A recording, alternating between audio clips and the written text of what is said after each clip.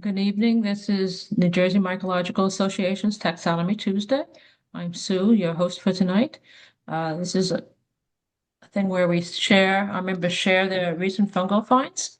Would anybody like to begin? Cream or pale yellow, which this These skills are maybe add Nate, maybe add next. We need to see a closer look. Oh, I see. They are. Oh, they are sub. Oh, they are subdecurrent. Okay, there's a yeah. decurrent tooth. I see that. Okay. Yeah. All right. Yeah, and then the stalk it is described as being fragile, smooth, not sticky, colored like the cap. Yeah, I think there's a pretty good chance that if that's not a bullseye, at least it's close. Let me look. I'm going to go to Michael Quebec.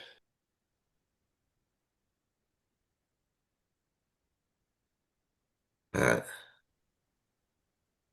yeah, that's all I had. Everything else seemed to be gone.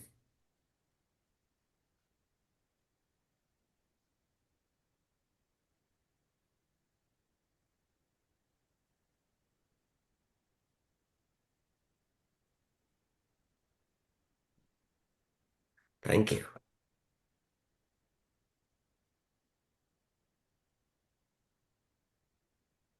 Thanks for sharing that, Chris. That was pretty. It's so fun to find those. Okay, I will put a link to Michael Quebec Agraspi Parvula in the chat. They have a fair number of photos. And it looks, maybe the gills are a little more widely spaced on some of their photos, but looks like at least a good starting point. So I'm going to put that in now in the chat.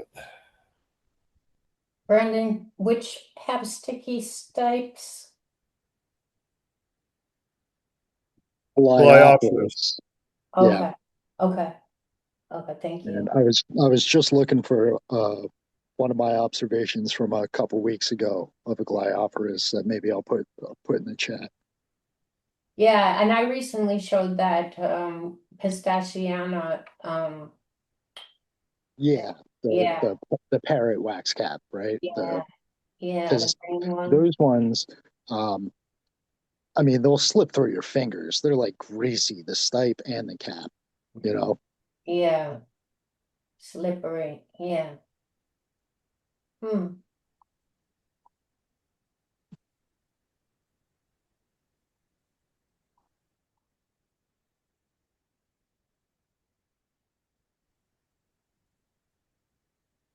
There's actually a new name for what used to be Hygrocybe laetus.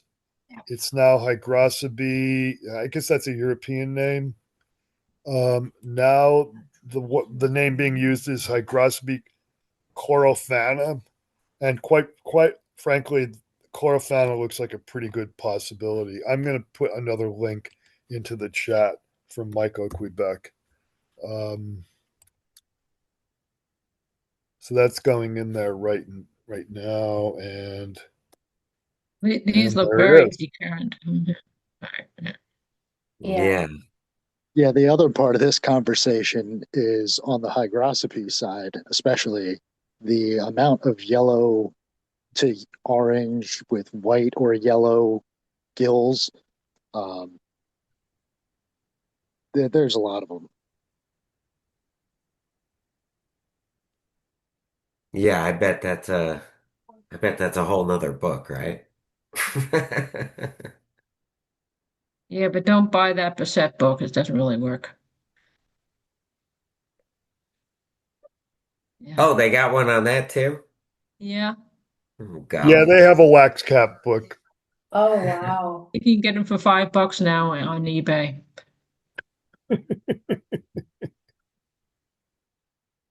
Okay. Any other comments on the wax cap? All right. Does anybody else have anything they want to share from their computer? Thank you, Chris. Thank you.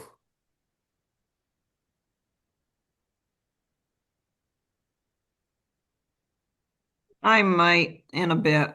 You can circle back, Sue. Okay. Well, let me just show you one I found because I hardly ever get to go out and actually find mushrooms. So, Yay. and not only did I find it, but I ate it. Ooh, And I Wow. can't tell you I normally do that either exciting. because this was a simple one. I Oh, found this wow. last week. How nice. Beautiful. All right, the shaggy mane. And I kept it for a couple days in the refrigerator, and I got my deliquescing gills. Mm-hmm. So it took a couple days to get there. Well, it was in the refrigerator. I Yeah. wasn't paying much attention. I just didn't So, have so time to. did you eat the ones that started to darken on the gills? I just cut off the bottom. I didn't eat that part. Okay. Yes, I've done that. Yep. Yeah. Yeah, I only found the one, and I didn't wait till it got taller because I knew the deer would get it before I did. You So this is just the watch first it. time, the only second time I've ever found one, and the only first time I actually was able to grab it. So, Yeah, I've never seen one of these in person. so There were a lot of them in one spot that's not far from where I live on a state park on a landscaped area that was landscaped about I guess about 5 or 6 years ago. So it's on a lawn, and they were still coming up. Like about a week ago, I was still finding them, and it's yeah, if been I look pretty at cold. iNaturalist, there's a whole bunch of these found in New Jersey recently. I Hmm. mean, I didn't think it came out this late because again, it was in 37-degree weather, but it's all seemed to be very protected. Okay. Apparently, until there's a hard freeze, I guess they're able to still keep coming because I mean it's been in the 20s here off and Yeah, we on. just got our first frost last night. Oh, we've had mid 20s here over the last 2 weeks, and about a week ago, I still found some. That and and they don't last very long. So if you see some ones that are completely white, that they can't be more than a day or two old.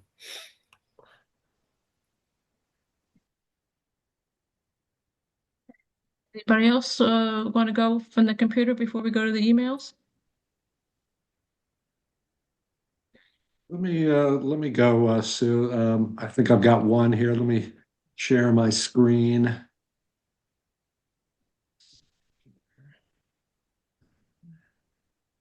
Share. Okay. I just found this one yesterday. I tentatively identified it as genus Hebeloma, which is something new for me. So I probably have some more work to do. I do have some micro photos though, but I'm really quite unfamiliar with this genus. So I found this in a landscape type setting in a kind of right next to a parking lot in a lawn area. It was also, I think, found growing in some landscape mulched areas. So I'm not so. There's another picture. This one's a little out of focus, but we've got some more that are in focus when I brought it home. But No look real. at the little scales on the upper part of the stipe. That's a hebeloma trait. This one in the middle. Yeah, on the left too, you can see them. Like, Okay. yeah, it's just like they're like mealy scales. Okay. Yeah, Right. that's a Okay. hebeloma trait. I mean, not all hebelomas. I don't think all of them have that, but quite a few do. So were See. there trees near this? Because according to Yeah. Henry Becker, all hebelomas are mycorrhizal with Yeah, I trees. read that too. And there were some, I believe they're Bradford pears, very much a landscape type tree that were been there for a while, but that's about Yeah. Well, I it. so I used to go down this walkway on my way to work before I retired, and there were some hornbeams that were planted on this sloping piece of lawn, and I made collections of Hebeloma that I sent to Henry Becker, and I think I ended up with 4 or 5 different species of Hebeloma growing on Oh, this little patch great. of lawn, landscaped area I with see. hornbeam. So, um, We found some Hebeloma around here too. I found Hebeloma, but those are Hebeloma. Those look like Hebeloma spores. They're about They're 13 big. microns long. Yeah. How long? About 13 or so, 12, Yeah, that 13. sounds right. Those look like Hebeloma spores. You don't have Okay. melters, do you? I do not. No, because then you can test for dextrinoiety, but not all Hebeloma spores are dextrinoid. Some are and some aren't. Uh, those look like Hebeloma spores. Humpback. They have like a humpback, Okay. like almond shaped with a humpback. It depends on how they profile, but those look like Hebeloma spores. And it looks like some of them might have what they call the loosening perispore, where there's like an outer layer of the spore that kind of loosens. I don't Looks know. like That's some of them might have that. hard to Look at say the with one that's lower right center. I see what you're talking about, but Yeah, I'm not sure I'm on target here with. I don't know how to assess that. Yeah, Yeah. Dave. I was actually going to ask, what is that? Because I've looked into that I'm as I'm well. not So I'm not totally convinced on how to assess that. I don't know. But it's like an but outer. look at the one that's center right low. I mean, it looks like there's an outer part yeah. that's kind of loosened because there's like a little space in between the outer part and the inner part. Yeah. I think that's what that means. I'm not sure. But those look like Hebeloma spores. I mean, I think you're totally on target here in terms of the genus. Could just Okay. motion cause that effect? Like motion of the while being photographed? The spores? Say it Could the again. motion, like moving of the spores, Oh, like slight motion or movement cause that effect or look? I'm just yeah. wondering. Yeah, that's a good question. I don't It's know. always So it it's looks like you've got a pretty good microscope. well, it's not particularly. It's a pretty much a Well, bottom of the line it's Anscope. better than mine, and Okay, perhaps. I'm able to make at least some headway. So what I'm getting at is that with Hebeloma, it's worthwhile looking for chylocystidia. Those Hmm. are cystidia that are on the edge of the gills. According to Henry Becker, Hebeloma rarely have pleurocystidia, so you're really looking at just one edge of the. If you just do a smash mount on a piece of gill, then you're just trying to find like the part of the perimeter of the smash mount that represents the edge.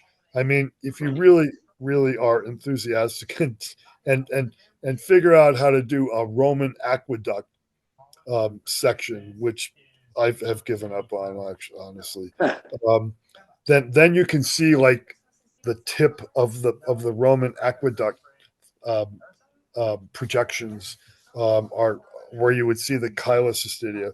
So Hebeloma have interesting chylocystidia. Um, Gee, I don't know if I included my Hebeloma. I should have in the things that I sent in to look at. Um, What one do of you our think about local Igor's suggestions about the sordidulum as a species? Hebelomas are really hard to ID to species. It's a You pretty almost good. It's a good suggestion. I think that's one that grows in grassy areas, right? yeah. No, I think that's one of the species that I found. not necessarily. My collections came from the Pine Barrens, and they were sequenced by Henry Becker. And they tend to be very small, and they stain brown in the stipe. Ah, Could someone speak at some point before we move on about the toxicity of these or not toxicity? What aren't they called like poison? They're poisonous.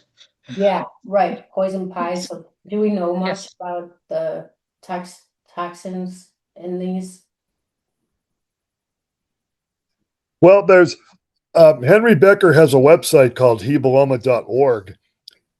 You might need to register as a user. I'm not sure. I know at first you did, but it might just be open to the public now for It's not. broad access. It's not okay. So you have to register. Okay.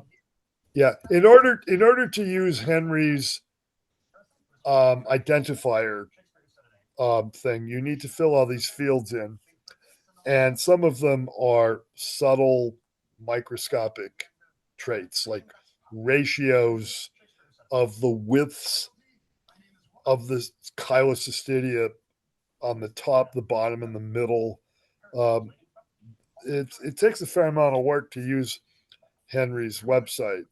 But if you do, you fill in all these fields and press identify, and you get a list with a percentage by each suggestion. So if you end up with a suggestion that's like at 60%, confident, then that's a pretty good chance that might be what you have. But you have to fill all these fields in, and some of them are. You're on your way with this one though, because you've got spore dimensions, Right. and it looks like you might have loosening perispore. You need to know dextrinoiety. That's one of the fields to fill in. Yeah, so then you need melters for that. And on the macro level, one of the things that I always forget to do when I have a Hebeloma is count the gills, or get a rough estimation of how many gills there are, because that's a differentiator, right?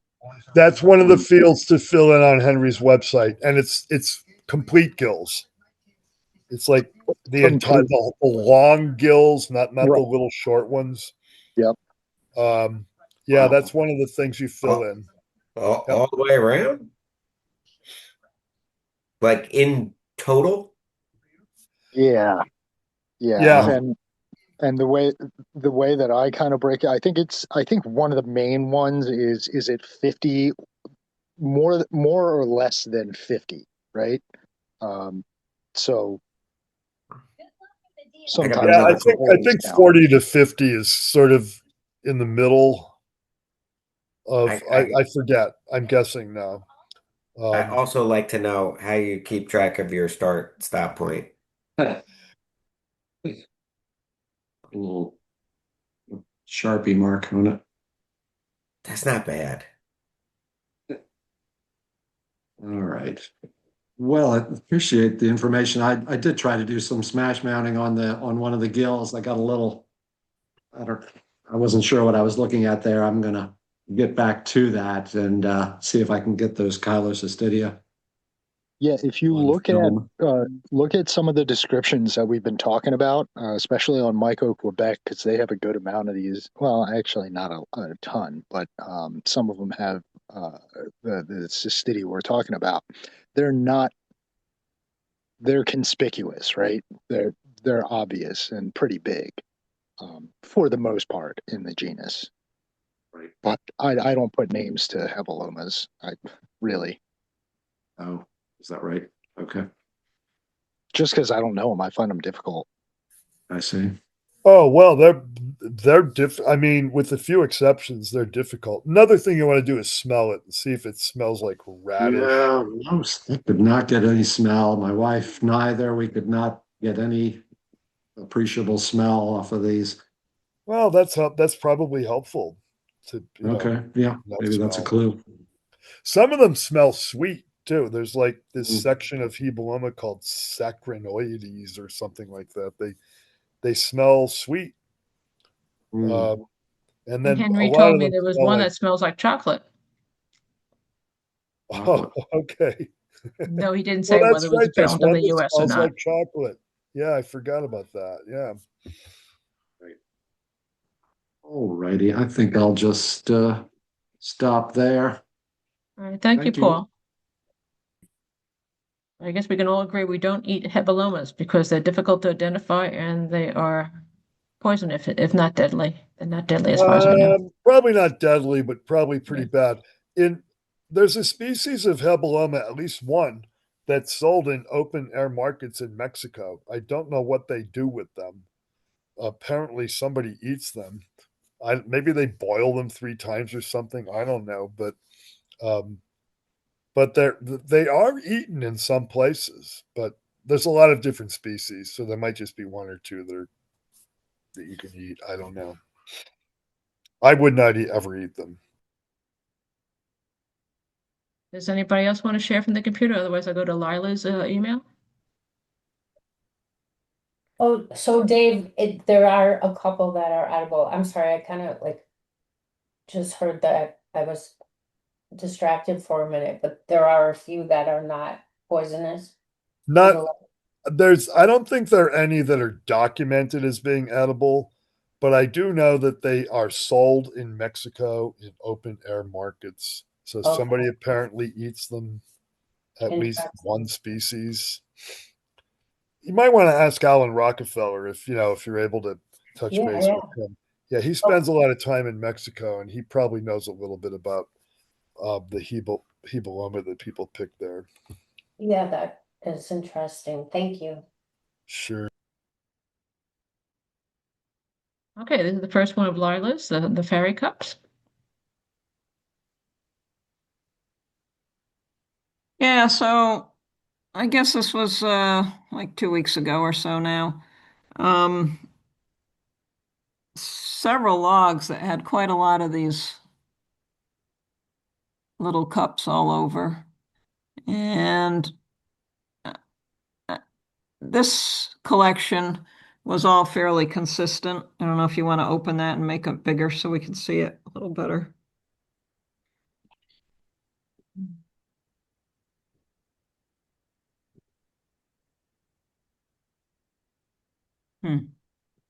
Seem to want to go That's bizarre. there. Okay.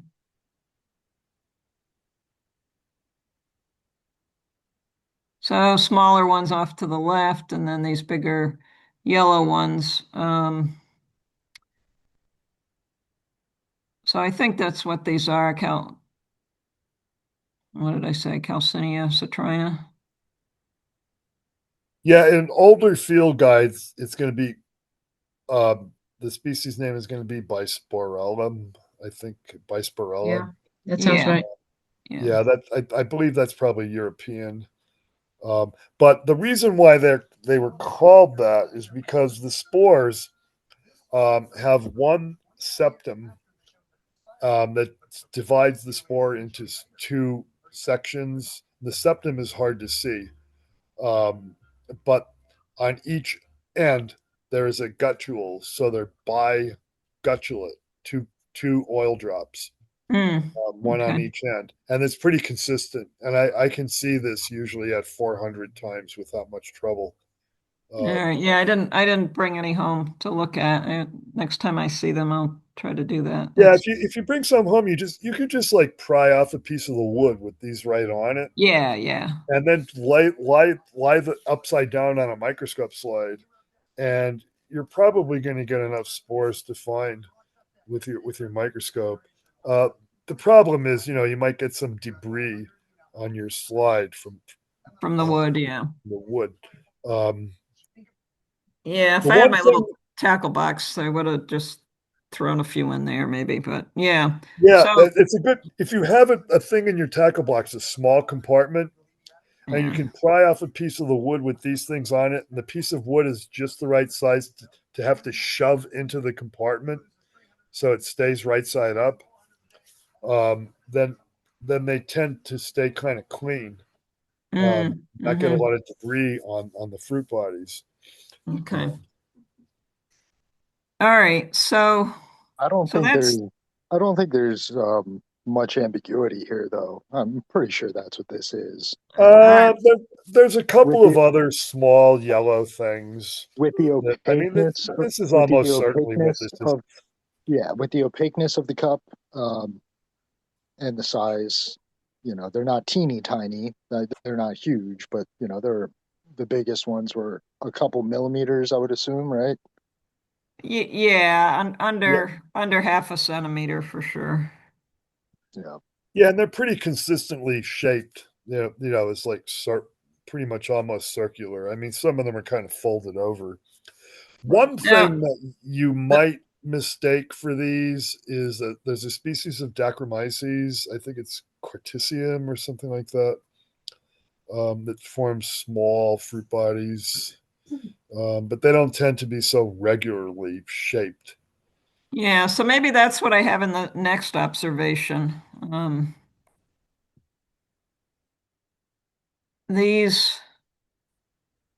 These were orange. They were on the same logs, at least one log, one place. There you can see Oh, the more yellow ones above, and then these orange ones. And I don't know, is that a age? Is that a weather? Is it something different? Well, that's pretty interesting. That's the Yeah, kind of thing that I would take home and get spores. yeah. The I the top part. Yep, probably Calycina citrina, almost yeah, certainly. The bottom I part, agree. uh, is it Calycina citrina or because I don't see that this orange very often. Yeah. Yeah, and it was definitely orange. And they just were, growing different. They just seemed to be in a different form. They were running together a lot more and they weren't as round. And Do I you, don't do know, you there's know this the type of wood? no, it was just too old, too decorticated. Right.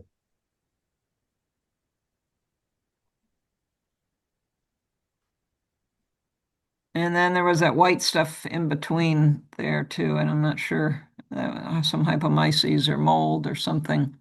But yeah, it struck me as that these might be two different things, but I didn't have a good idea what the alternative would be. Can we click and zoom a little bit? Yeah, there we go. They do look like cups, They look like cups. I agree. They're probably same thing. Just old ones. that would be I agree with that, but maybe not. That's why I would get spores and scope the spores because Yeah. it's sufficiently ambiguous. All Um, right. Well, I'll keep an eye out for him. I know where this is, and I may get back there yet this year. Certainly I'll next put year. All a right. Yeah, I'll put there a was name in the chat for something that you can take a look at. Um, Okay. Thanks, Nate, Jason. Byssonectria terrestris. Okay. Yeah. wouldn't that indicate it's on the ground? Often on dung, but it can be found on wood. Mm.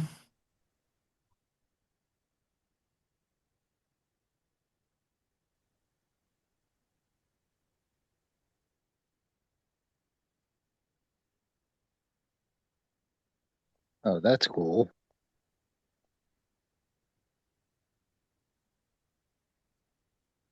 Yeah, they looking look for a well stick. behaved though. Yeah, Yeah, Yeah, they're I thick. don't think that's what it is, but that's I, interesting. I like that. I know that exists now. What are the little black things or the larger black things in there? Is that like a Bulgaria type deal? Looks like it. Or is that Well, part look of at that Ooh, look fungus? different at the cups. look at the link in that I just threw into the chat. That's the INET um, kind of profile page where they're a little bit more kind of folded over, Mm, which I thought looked a little bit more like your photo. Yeah. Not so much those really picture perfect discoid type things, but um, that first picture especially where it's kind of folded over. yeah, it even has some of that white stuff going on with it. Huh. All right. Yeah, I gotta collect these things. That was on deciduous wood or Yeah, I'm pretty certain it was deciduous, but beyond that, I couldn't really say. There were no conifers in the area. It's a very kind of a woodland swamp area, pretty high moisture content.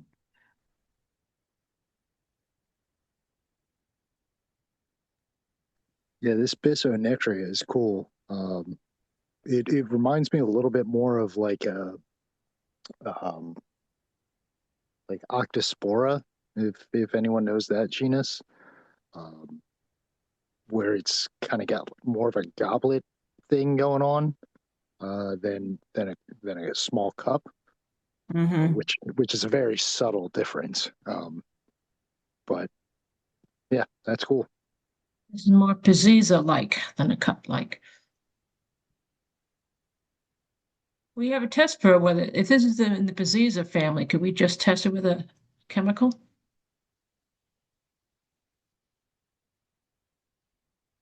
People don't know. Yeah, I don't know. Which one is in Pizziza? What if this one, this Byssonectria? I think I saw a reference that it was somewhere in Pizziza, because it looks like Pizziza-like. Well, most of the Pizziza Pizziza, have that's why I saw this one.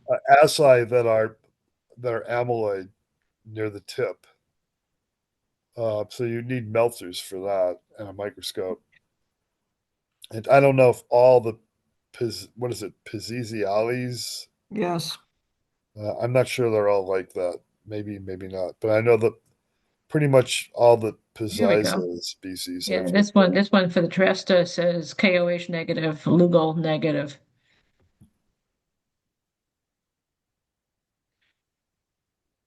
No chemicals.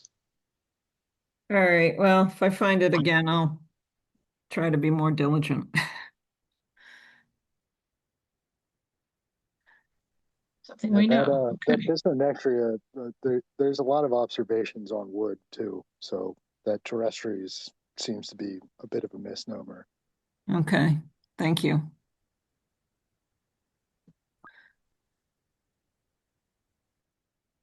What is that we know? Yeah. Lentinus. Ursinus. Oh yeah, Lentinellus or sinus. Yeah. This one I love the serrations on the gills. You know, that hairy cap surface is one thing, but then you flip it over and you see all of that serration and that nails it, I'm pretty sure, to this.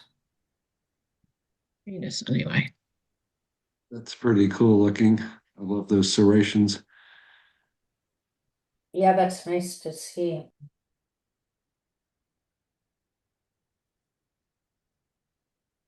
Also, the gills are so tight.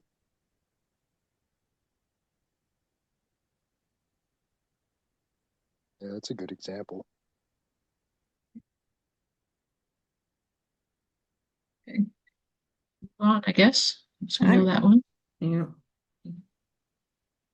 That was kind of all alone like that, Lila. There were two or three on the stead log.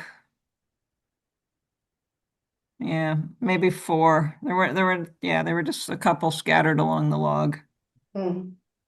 Yeah, and again, some kind of hardwood, maybe oak, that one. We have oak leaf there. Yeah, Deciduous leaf, anyway. yeah. And this one I don't know.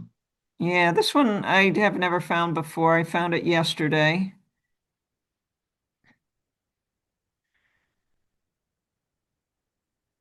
Pretty Oh, picture. Rhizomarasmius, pyrrhocephalus. Yep, that's what I put on it. Yeah, so if you scope a little piece of gill, and then you're probably going to find some of these really distinctive Hemimycena that look like little towers with a round ball on top. Oh, that sounds cool. Yeah, yeah. The spores are kind of boring looking. They just are sort of sublacrimoid. It's white spore print. Mm-hmm. But the Hemimycena are pretty distinctive. I found some of these. Well, we had a foray here on Sunday, and somebody found two, and I took them home and scoped the gill. So there's a recent um, MO and INAT observation of mine that shows several photos of these cystidia.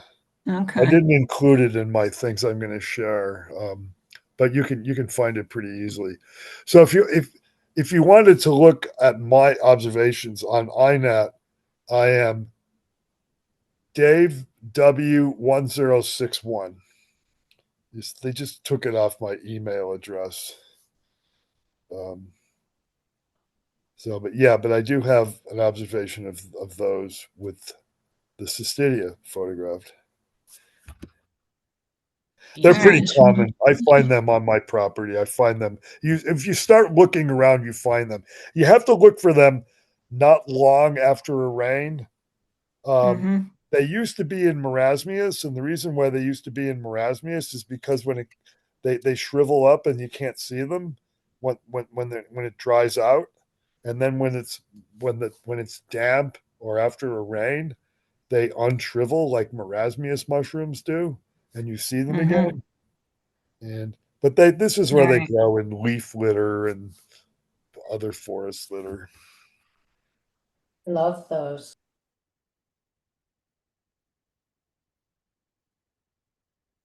All right. Oh. Think- You're sorry, Pennsylvania, John, Dave? Yeah, I find them in my yard, on my property. You know, where there's a lot of leaf litter, where there's some trees. Oh, there's mine. Yeah, see the Second one. second one there. Second one in Yeah, yeah. That you'll see some of the Second one, cystidia. okay. with the penny. Close. I got an unstable Yeah, the one internet with the connection, it penny. says. That one. Yeah, there's like several photos of the cystidia. So somebody found this at our see Yeah. it's like a Yeah. little Yeah. tower with a ball on top. They're pretty Yeah. cool looking. A lot of them look like that too. Very cool. All right. Well, I'm 5 days away from my microscope, but I'll try to collect some and take them home on Sunday. Your mystery one. So this is growing in wood chip mulch and just kind of scattered, not big clumps. Probably Hypholoma. Hypholoma lateritium. Do they? I'm sorry, not Hypholoma. Maybe lateritium, maybe Yeah. capnoides. Look at the darkness on the ring zone. That's from the spores. So the spores of Hypholomas are almost always really dark brown purplish. And So do they I have that think, kind of a gill attachment? yeah, I think when they're young, especially until the Okay. cap expands. These were pretty Um, small, but maybe that's stunted by the weather. They were. so there's a few different species of Hypholoma. Usually these are directly on pieces of wood. So maybe this is a different species from lateritium or capnoides. There are a few other ones. Yeah. You got The Um, wood. a fluorescent light? I don't. I need to get one. oh, do they fluoresce? Yeah. Oh, cool. Yeah. Another thing you can do, if you think you have a Hypholoma, is smash mount some gill in KOH and look for Chrysocystidia. They are pleurocystidia. They're all over the gills. And sometimes I don't find very many of them, so it seems to be variable. But a lot of times you'll see a fair number of them. They are these gourd-shaped cystidia that have a little projection on the apex, and so they call that mucrinate, and they turn golden yellow in KOH. Okay. So it's something to look for if you think you have Hypholoma. Any other suggestions besides Hypholoma? We're settled on that because it's a dark spore.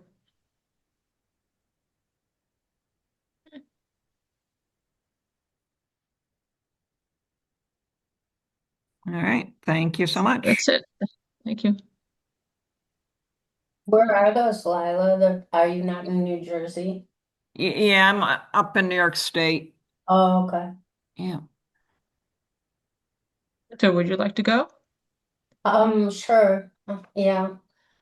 I'm not too excited about these finds, but this was from my neighbor's backyard, which I showed you pictures from last time, but I didn't show this. And I just wanted to throw out Marasmius oreades, and see if it's a possibility. I have really no more to work with. I did do a spore print, but I don't it's I don't even know what it is right now. But whoops. What, I That's don't know what that is.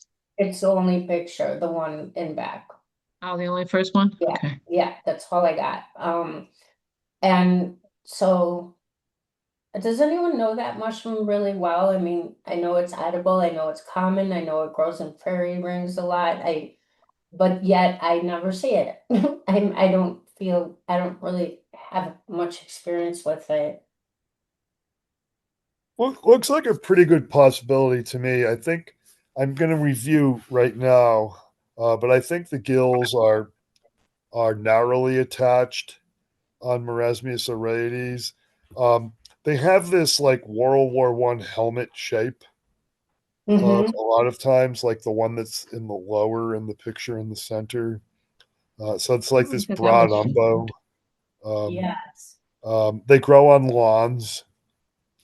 Um, and I haven't found this species in a long time, actually. It's supposed to be really common, but I just haven't run across it in a while. So I haven't had a chance to look at microscopic features, so I forget, what to expect. Um, but it looks like a pretty good possibility to me. I'm going to review the gill attachment right now. Okay, thank you. What do you think it is? Marasmius oreades. in the chat. Yeah, the fairy ring mushroom, they call it. Yeah, and it is an edible. I'm not gonna go eat it or anything, but I feel like I should really know this mushroom, and I just don't feel like I Yeah, do. if you're certain you have it and you want to eat it, only eat the caps. The stems are fibrous. Oh, okay. Yeah, I'm not going to, but not yet, at least, not till I get more experience with it. But We know um of any poisonous marasmius?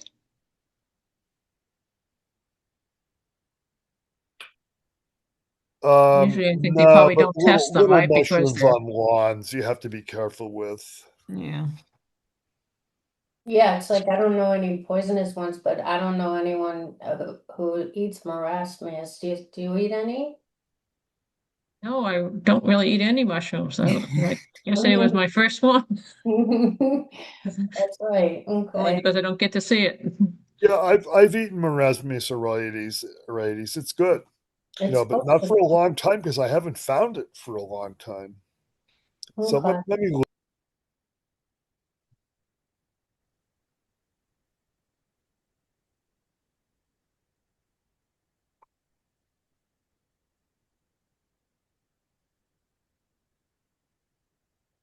Yeah. I'm just looking at things on the line. It looks highly likely to be that. Okay. And Good. they in the Wikipedia for the edibility, there's aside from its similarity to toxic species, it is a Mm. choice edible. And is it cite which toxic species it looks similar to?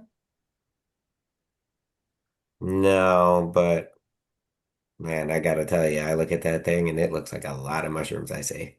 Yeah. Yeah, Yeah. that's Right. mm, Okay. Those look like Marasmius oreades to me. The usual warnings that are issued are about the small Clytospes, like Clytospes delbata, or I think it's called something else now, something that starts with SOR. I forget, but some of those are bad. They're called sweating mushrooms, but the gill attachment is different on those generally.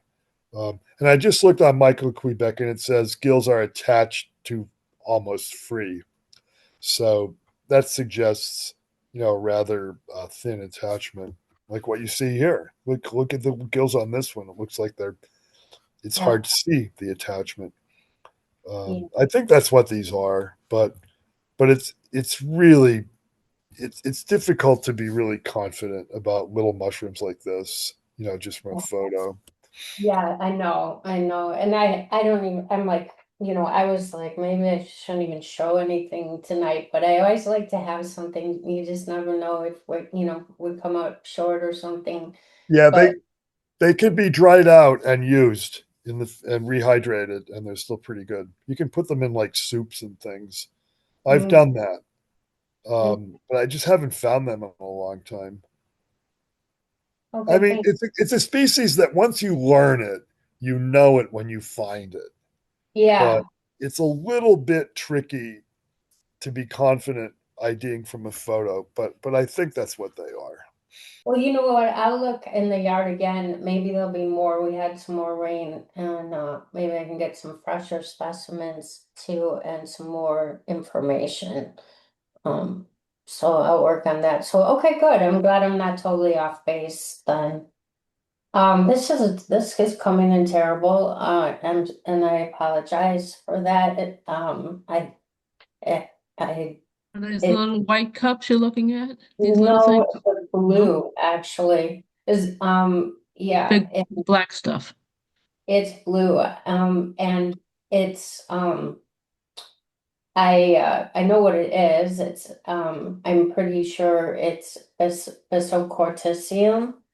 I rolled a log and it was on the underside and um that is that's what it is and I just wanted to share it. I think that's the only picture I sent of it, but it's not very good. I can see that. Um, but this is kind of a neat one. I've never found it before and um it is. This is, which is it? BYS? It's Byssocorticium.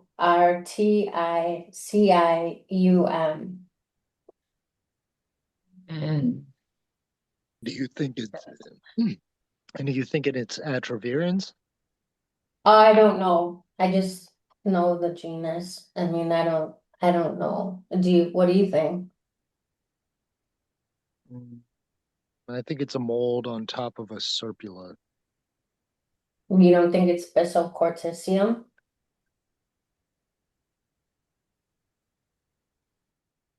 I guess it's too.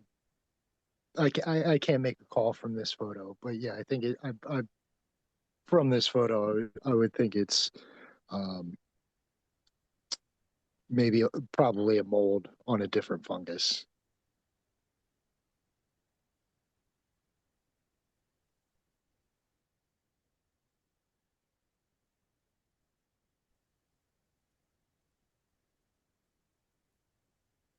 Yeah, we need a better picture, yes.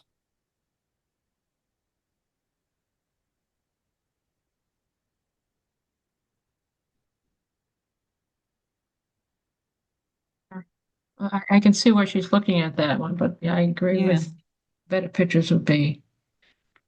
I mean, color's not coming through if it's blue to me.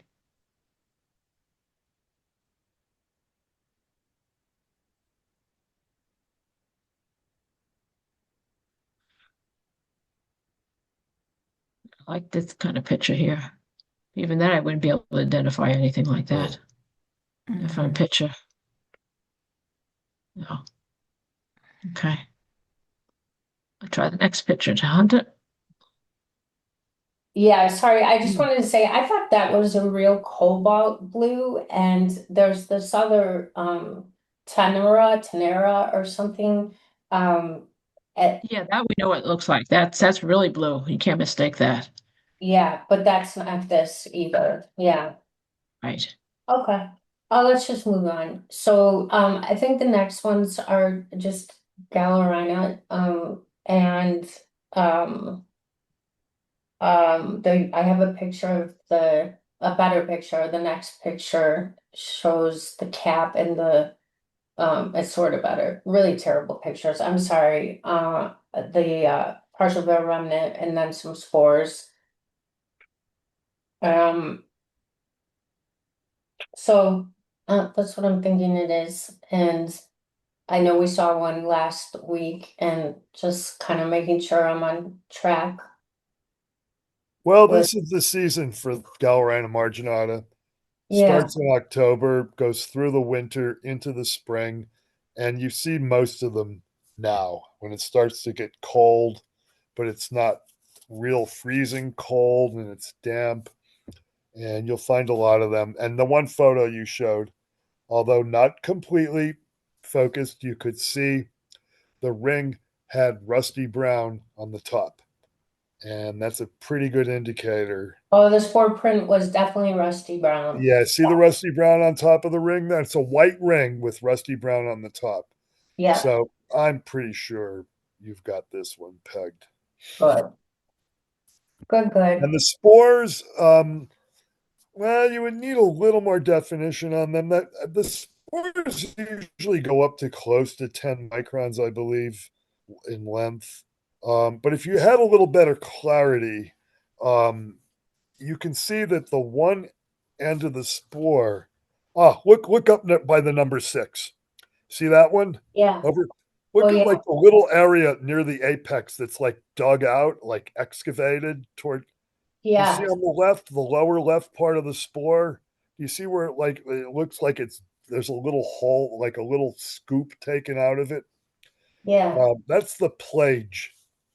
Mm-hmm. That spore is pretty good. And the one above it, too, you can see it. Like there's a little bit of the spore. It looks like it got cut out or something. It's like it's missing. Yeah. These really look like Galerina marginata spores. Good. Good, good. And are those cotules in the some of the others or no? Probably just wrinkles. The Galerina marginata spores are verrucose. So they're like wrinkled, Uh-huh. ornamented. Now, those look kind of small though. That's the only thing. What's the magnification here? Is Uh, I, this I of think it's four, 400? 400. Yeah. Um yeah. Yeah, so you're up around 10 microns here actually. Yeah, because so if the sport if you're showing like 4 marks on the reticle, then that's going to be like 10 microns. Right. Yeah, you've got this. You've got everything you need here, I Okay. think. And Good. some of the shapes of the spores too. You can see that on the one on the apex. There's like that little area that's kind of dug out. Mm-hmm. You can see it. It depends on how they're profiled. Look at the one was over on the right. Also, you can't see it now; it's gone. But you can see it on a few of them. Okay. What's called they call the plage. Look Yeah. right in the middle there. See that little tiny thing that looks like a spore? Look right Yeah. above that. Look at that one. See, like it's like dug out there. It Hmm. almost looks like one of those like um wooden shoes they used to wear in Holland or whatever. You know, it Yes. kind of has that weird shape. Yeah. Um, Oh, okay. Funny. yeah, Yeah, I know exactly what you're talking about. Okay. yeah, Yeah. yeah. Okay.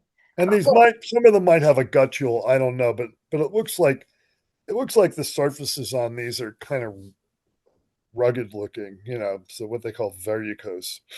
Mm-hmm. But that's hard to assess at 400, honestly. Yeah. Right. Yeah. Well, and yeah, They're Galerina marginata, but it's good to go through these traits and like note, Yes. they support your ID. But I think just from morphology, you can see what these are. Thank you very much. And yeah, and I know we've seen them before, but they're common, but just that's all I got. I'm Thank you, sure. Hunter. Thank you. I think we're up to you, Dave, unless somebody else wants to go before him. Okay. Yeah, I can go. What do we have? I think the first thing is the most interesting one. What the heck is this? So somebody at our weekend foray found this birch branch that was, dead piece of birch, intact branch. The wood was pretty well decayed, but you know how birch is when it starts to decay. The inner wood decays and the bark remains intact. So you have like this intact looking log looking thing that's, maybe about 3 inches or so in diameter. And out of each end was one of these mushrooms. The one is pretty good size. They're fairly robust. The spore print was light brown. And I don't know if that's a red stain on the bottom of the stalk. I didn't notice it when I was looking at these firsthand. But look at these weird cystidia. Look at they're like these like pointy cystidia that they're just like elongated triangles or something. Now some of it's probably buried, so you can't see the whole thing, but there were quite a few of these cystidia on the gills, and I don't know what these are. The spores are ellipsoid. They appear to be smooth. I don't know, but at 400 it's hard to assess. So I don't know. The spores look like maybe some kind of Pholiota.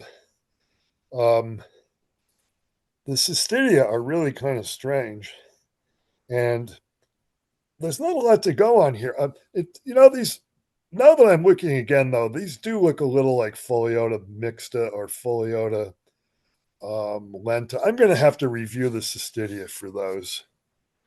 So now I didn't think of that before, but look at some of these cystidia. Also, look at the picture before this one, the one that you just went. Look at some of them look like they have like ornamentation, like a hat on the apex. Pretty interesting. I don't know what these are, but I should try to figure out what they are. I just like spend too much time in the woods. I don't have enough time to like try to figure out half of what I bring home. But I'll have to give these a little more thought. They're dried out. They're packaged. Hopefully we get them in some DNA sequencing queue. And it might turn out to be something really boring, which like Pholiota lenta or something like that. But I have to look at some of those species and see if I can get a match on these hymeneal cystidia. This one looks more lenta than the one. Didn't you share another terrestrial, possibly Pholiota last week, right? I think that was I last think week. somebody else did. Was that you? That wasn't you, was it? Well, I did. Yeah, you did. Right. I thought you or maybe someone else also shared. Somebody else did, I think.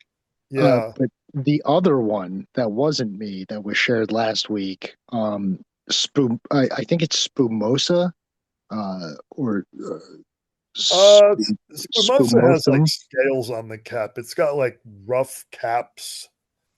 Sort of like these like small sort of scale. The caps look kind of scaly, and these were not terrestrial though. These were growing out of this piece of wood. Out of this really decayed wood, that's part of what's throwing me here. Is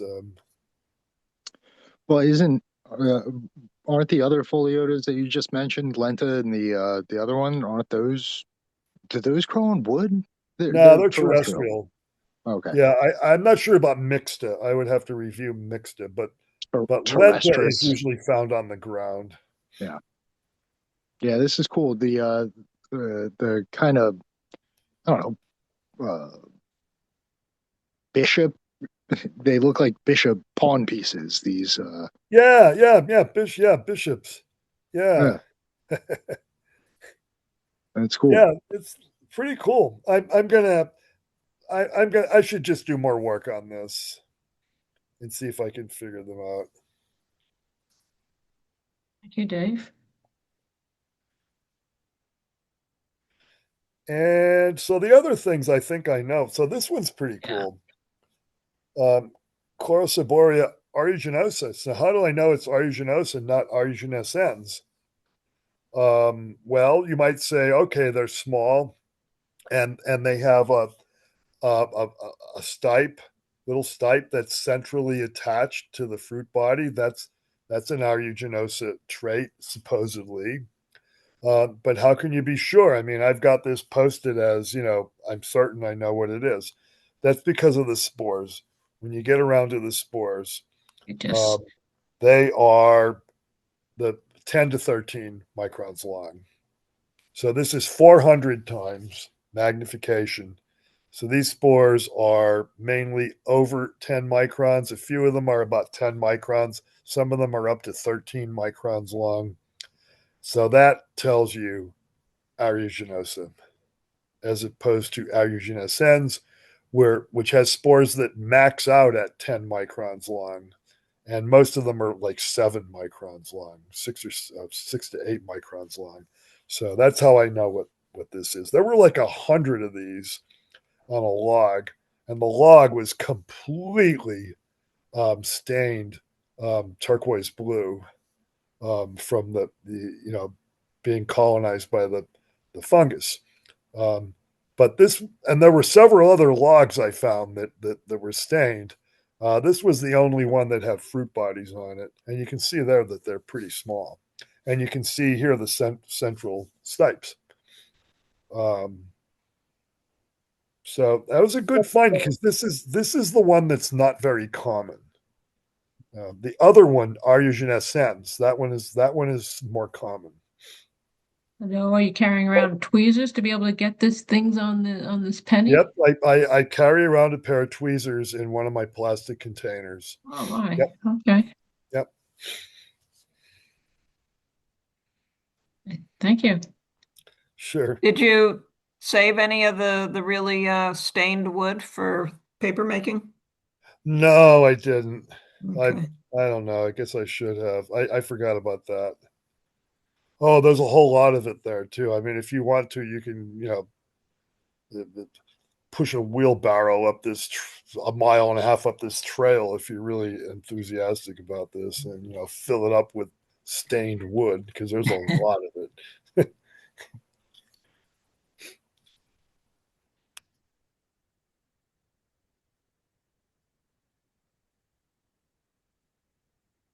And here we go, Hebeloma, found by one of our club members on her property in her moss garden. She has like this ornamental moss garden, but there's an oak nearby, so probably these are mycorrhizal with oak.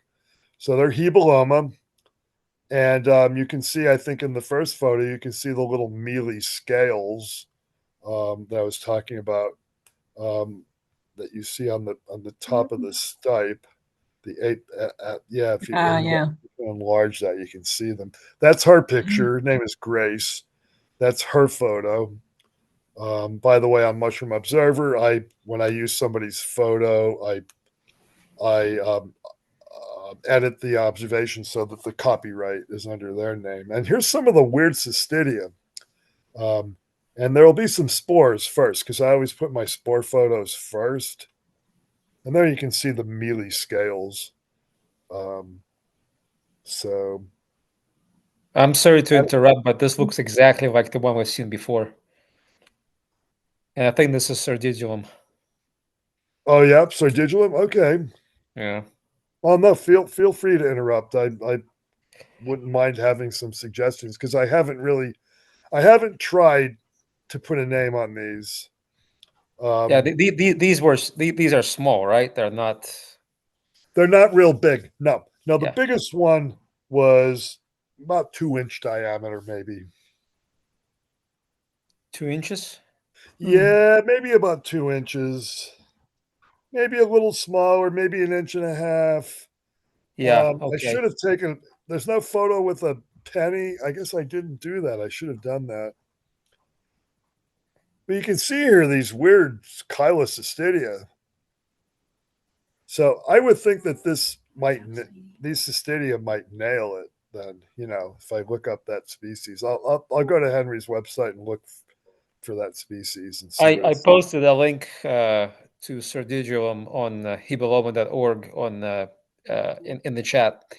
Oh, So okay, good. you can click in there, and that was a while back, so you have to scroll up probably or something. Oh well, I'll just find it. I'll just go to the website. Did you measure the spores? Yeah, here we go. Up pretty big. Some of them were up close to 15 microns long. Well, most of them were about 12. This one has big 11 or spores. 12. This one has big spores. If you scroll down, you'll see the size.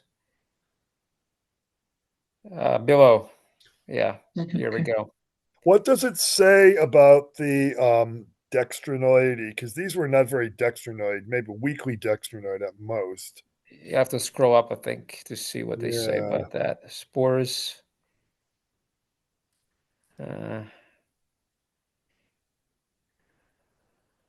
So look at the Calycina. Rarely capitate, stipitate.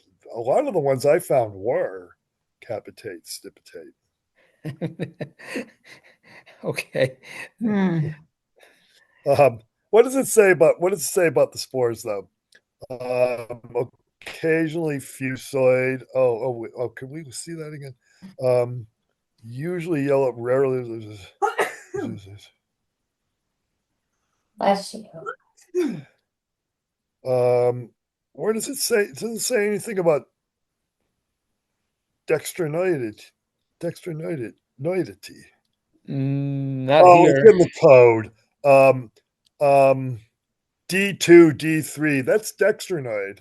So mine were not very dextrinoid. I mean, they weren't very dark in Meltzer's. It was pretty pale, sort of pinkish, I guess.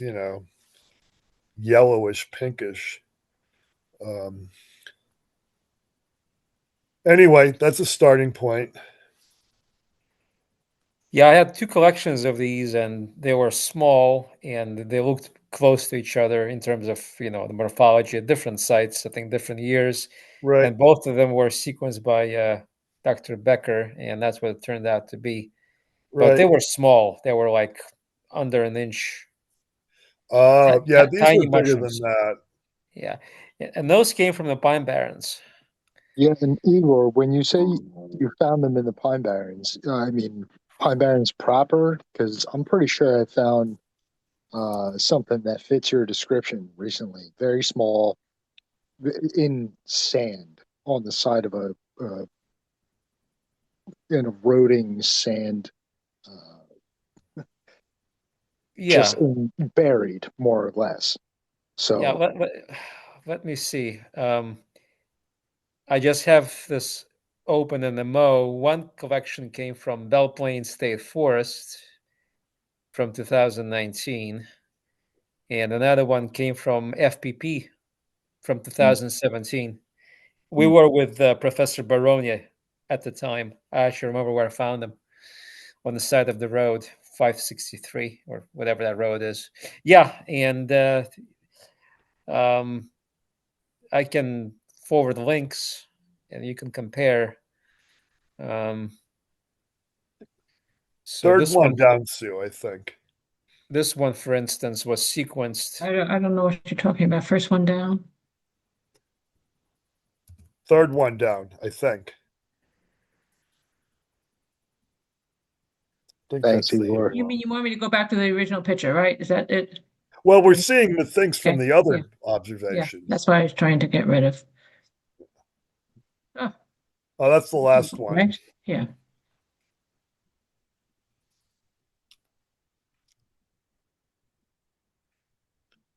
Yeah, there it is. Sordidulum. Yeah, I think I probably found that species and sent it to Henry. I found quite a few different Hebeloma that I sent him. And I don't know the species yet. Oh, that's yours? That's That's yeah. yours. So that's about 2 inches. Oh, is that centimeters? That's That's centimeters. centimeters. Oh Here's yeah, another those one are that also small. went to Yeah, those are, back through but they back. do look pretty similar. Yeah, I wonder, I mean, it's interesting that in that page at Henry Becker's website, there was like no comment section where it says, well, compare this to like other species that look similar. Uh-huh. So I thought maybe this one has a more kind of a unique look. Unique morphology. Yeah. Okay. All right. Those look similar to what I have here.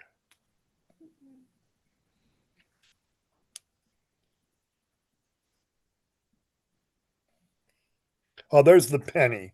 So you can see how big they are. So Where's they're a little bigger than 2 centimeters, right? They're Oh they're yeah. like Yeah, 2 inches. these are much bigger. Yeah. Yeah, those are probably over 2 inches actually. Yeah, the ones that Bigger I ones. found were maybe a penny and a half in diameter. Right. So Yeah. Yeah. they were really tiny. Right. So yeah, I wonder if like this species and other species are found in deciduous woods elsewhere in the state, but in the pine barrens they came quite late, like in November, Yeah. and they all were in this probably mixed habitat with oaks and pines. It's kind of difficult to to tell which host it's growing with when you have Right. mixed woods. But we haven't been out to other sites in New Jersey, say North Jersey, because we collect in the pine barrens at the end of the year, like say from early October through November. So it's not clear where the species is um, prefers like particular habitat, or it's widespread, doesn't care about soil types and acidity and things like that. Well, the tree that was mentioned was a big oak, but they were not collected by me. They were collected by a club member, and she did a nice job of collecting them and keeping them for a day, and then she brought them to a foray, and this is the condition they were in, which is pretty good. Yeah, it is still pretty good for small mushrooms. Did you smell them?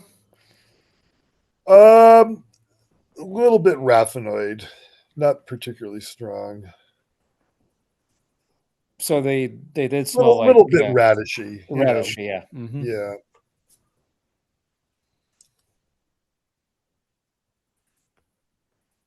But a lot of them smell like that. A lot of the species. Yeah, it's interesting that when Nina, John, and I were in the Pine Barrens 2 weekends ago, we didn't see any Hebelomas. Well, I didn't see any until like the last 10 days because I also found some at Ricketts Glen State Park near Oaks and maybe some hemlocks on a border of the woods that I think are probably crustuliniforme, um, but I'm not sure. But those are the first I saw all year, and that was not till mid-November. Right. A lot of things are late this year. I think it's because of the dry late summer. Yeah. Things were stopped. They were like put on hold. The mycelium had to grow and become a little stronger or whatever. I don't know. Yeah, But it's been frustratingly dry since, again, mid-August or something like that. well, for us here, October was pretty good. We had rain, and we're continuing to get rain in November. Not a lot, but enough. Yeah, we had some rain in October and Novexinum came out. So I think some places got good rain, but I think northern Jersey was still very dry. More rain in the south. Northern And Jersey was dry because I checked once or twice because I had an interest in possibly visiting Northern Jersey, and it just never really got very good there. yeah. Well, So- maybe the colleges brought them out. Anyway, so let's just move on. It's going to be, without Yeah. sequencing, it's going to be a very long discussion. One Right. question, the Hebeloma.org that you had open, is that what you were saying required registration? That I doesn't think so. require, no, it doesn't. No, okay, because Oh, that's it doesn't? Oh, you No. can just access it? Yeah, Oh. ever since it became fully functional, it's completely open to the public. I mean, this is like, Oh, it was only when Henry was doing his beta test that correct. you had to have a login and so forth. Yeah, okay. Okay, good. Yeah, I wanted to make sure I had the right place because I couldn't, Right, there was no yeah. registration. Okay, good. Oh, look, that's nice looking, Dave. Yeah, so I once again, this was collected at a foray. I didn't collect it. I don't know what kind of wood it came off of. And the person who collected it was actually Grace, the same person who provided the Hebeloma. And so she found these. And so, are these Daedaleopsis confugosa with particularly thick pore walls and not much zoning on the caps, or are they particularly thin-fleshed Daedalea quercina, which, by the way, iNaturalist is now saying should be Phomatopsis quercina.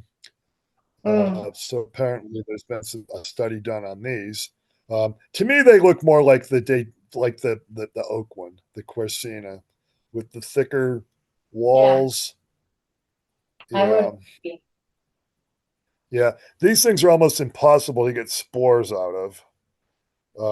I have them lying down on a slide, and I'll keep them on the slide for like a week. Maybe I'll get lucky and find like 2 spores eventually, but I'm not gonna hold my breath. But I think that's what they are. They're pretty cool looking though. They're nice ones. Yeah, and so I mean, when you suspect that it's going to take a while to get a spore print, I mean, I mean, is like a week about the most you'd ever push it, and I mean, kind of. I think once or twice I may have put a polypore on a slide, and like a month later, I actually found it like 5 spores or something. I don't know. We'll see.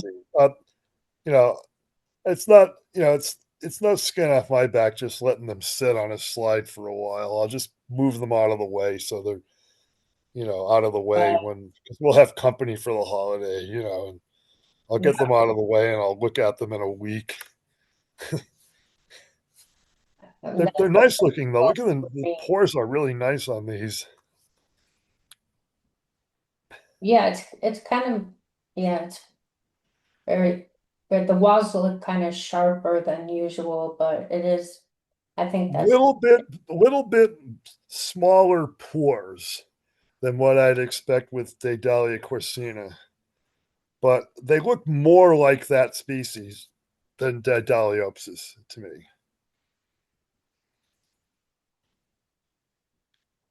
And I don't see any bruising on the pores either, although these were too old to probably register a bruising response because they were kind of dried out in situ. But usually you'll see, like on Daedaleopsis confugosa, when they get old, that the hymenium gets like dark because it starts to bruise like on its own. But I don't know. I'm not certain. That's why one reason why I shared this. I thought it was kind of interesting because it's a little bit ambiguous.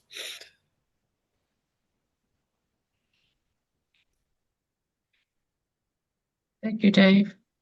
I guess we should You're cycle back welcome. to Hunter has got a better picture with a more blue looking on the Oh, yeah, we don't have to, but it is a yeah, little but it's better. there.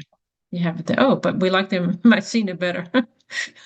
Yeah, and that's cute. Yeah, that was Sorry. under the log as well. Um, so Hemimycena, maybe?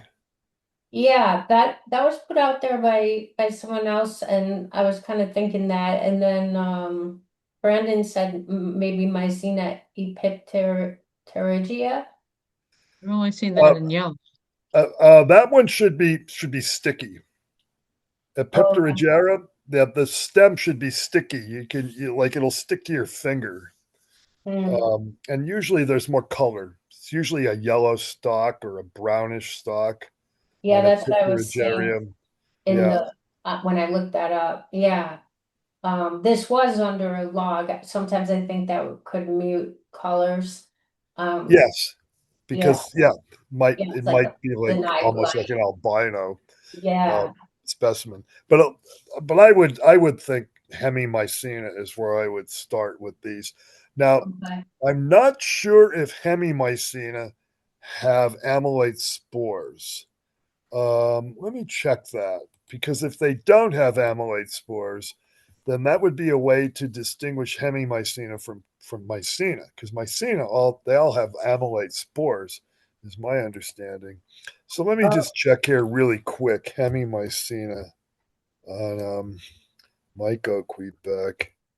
so all Mycena have amylase. I'm pretty sure, yeah, that all true Mycenas have amylase spores.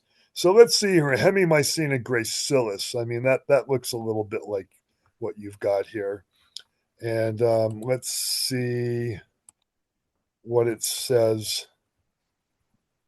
Um, what's oh geez. Let's see what it says about the spores. Um, it doesn't say. Mm. Let's look in the remarks. Um, very big. It's long, narrow spores. Okay, it doesn't say that they're. I think if they were amylate, it would probably say. So here's another one, Yeah. Hemimycena lactea. That looks kind of like what you have also. Um, spores inactive in melters. Okay, so they're not amylate. So that would be a way to tell the difference. Okay. Thanks. Sure, you're welcome.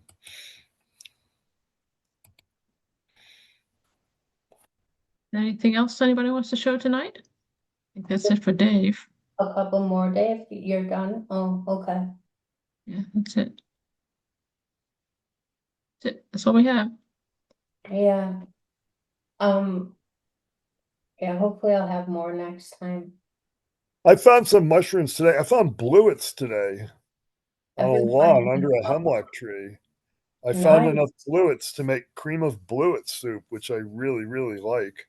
Lucky. And I also found what they call around here gunskis or gunchkis.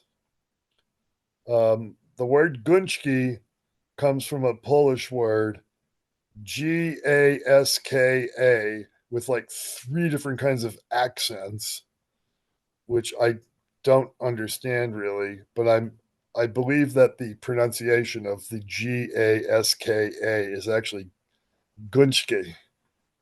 And that's where the word the local vernacular came from, Gunski. And a Gaska in Polish is a goose, and it's a tricholoma.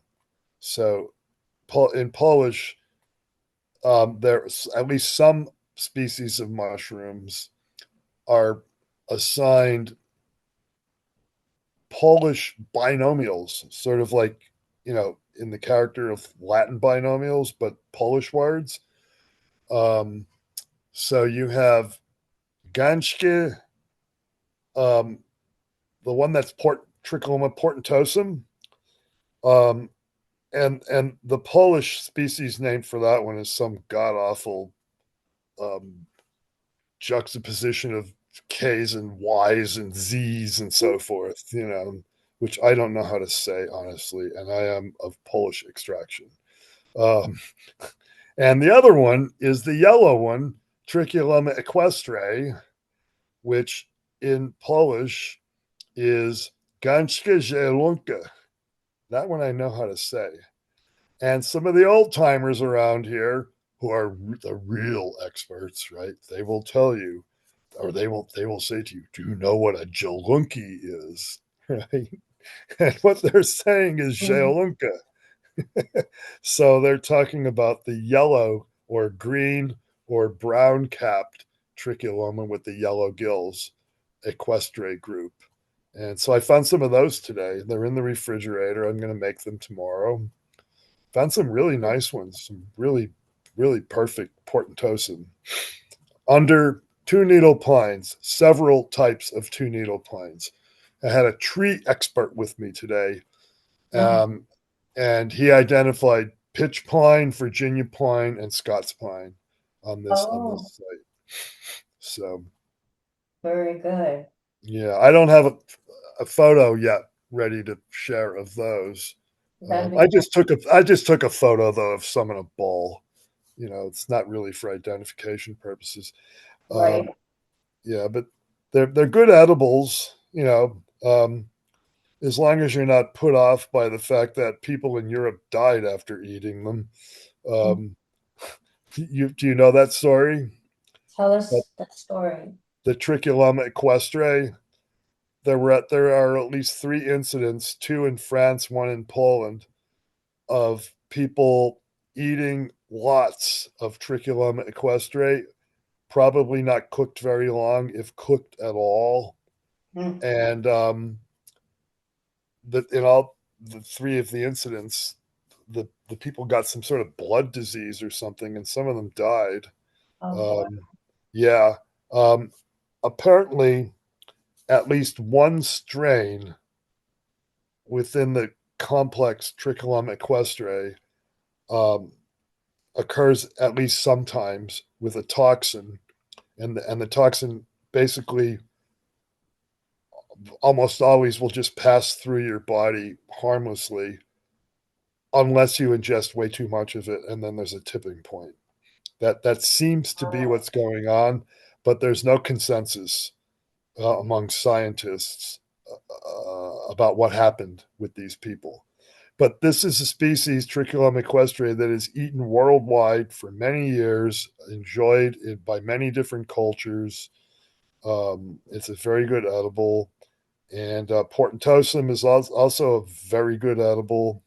So I've got some of those in the refrigerator. I found them today. So there's still mushrooms out there. You know, I found some mycenas. I found an interesting Cortinarius. I don't know what the heck it is. So there's still mushrooms out there. This was at low elevation, about 650 feet above sea level. So it's not up where I live, where it's colder. Yeah. Well, we're getting good rain tonight, so we should have more mushrooms next week to show. Yeah, should be more mushrooms coming out, especially in southern Jersey, where, you know, I mean, there's still mushrooms here, and it's much colder here. Yeah. Yeah, we'll find some more. Okay, Who's great. hosting next week? It hasn't been established for next month yet. Oh, okay, cool. And you know,